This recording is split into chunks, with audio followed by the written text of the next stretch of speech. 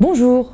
De nombreuses personnes s'interrogent sur la pertinence d'utiliser une tontine pour placer leur épargne dans le but, par exemple, de préparer leur retraite.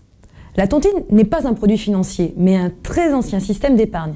Le principe est relativement simple. Une tontine est une association d'épargnants qui se regroupent pour investir en commun pendant un certain temps déterminé à l'avance, en général de 10 à 25 ans.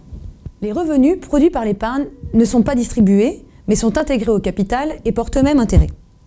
Au terme de l'association, les épargnants encore en vie se partagent l'actif disponible, y compris l'épargne des membres prédécédés, suivant des barèmes tenant compte de l'âge de l'épargnant et de la durée de son épargne.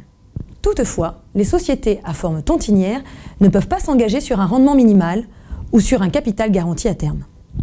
En général, ce type d'investissement plaît beaucoup pour les raisons suivantes. Tout d'abord, le rendement. Et oui, comme tous les placements disposant d'une part de risque, le rendement de la tontine peut être très intéressant. Il est souvent supérieur à celui des assurances-vie. Mais aussi, d'un point de vue de la fiscalité, il existe deux grands avantages.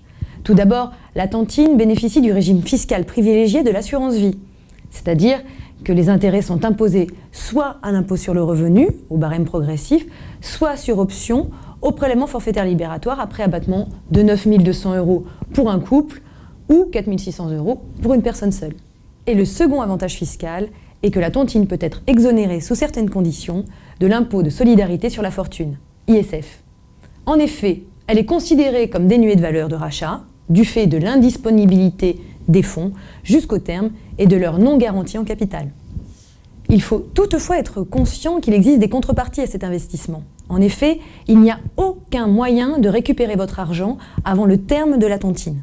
De la même manière, les sommes ne sont pas transmises aux héritiers. C'est un principe de base de la tontine. Les survivants se partagent la tontine à la fin, y compris la part de ceux qui sont décédés en cours de route.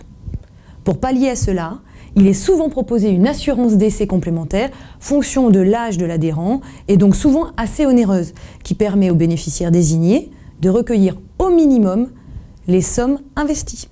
Si ce type d'investissement vous intéresse, n'hésitez pas à vous rapprocher de votre conseil habituel, qui sera à même de répondre à l'ensemble de vos interrogations. Au revoir!